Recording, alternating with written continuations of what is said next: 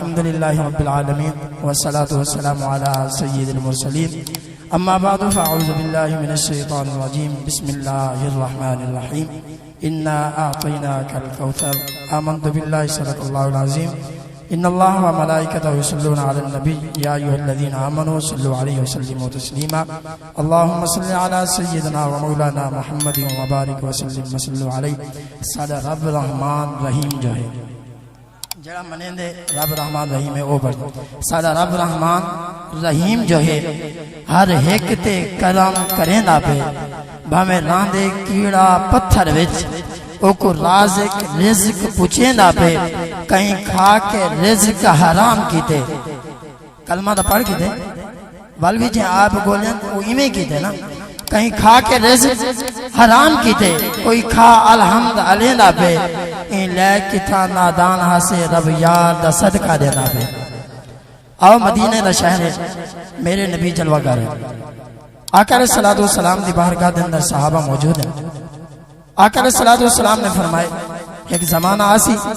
ایک دور آسی اون ٹائم کافر تو آلے ہوتے ہیوی تھی ویسے کافر تو آلے ہوتے ہیوی تھی ویسے غالب آویسے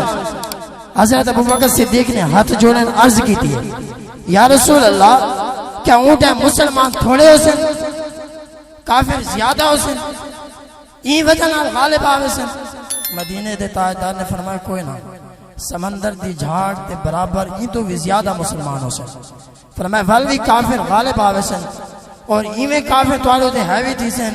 جی میں بھکا روٹی واسے تے ایمیں کافر توالو دے غالب آسن صحابہ نے کہا یا رسول اللہ دی وجہ کیا ہو سی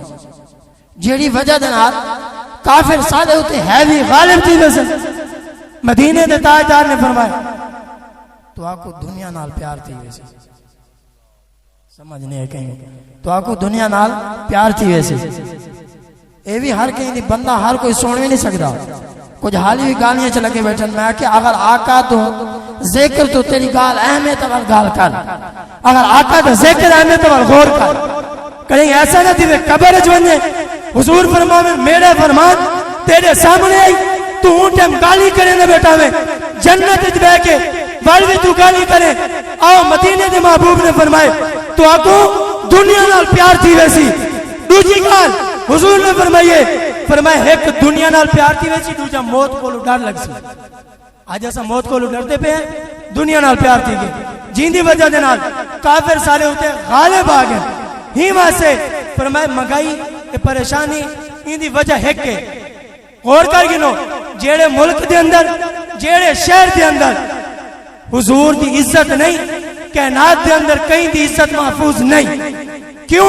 دل دے ہاتھ رکھ آخری شعر کال ختم غور کر لے اگر مدینے والے محبوب دی عزت کلمہ دینا دے ملک بنے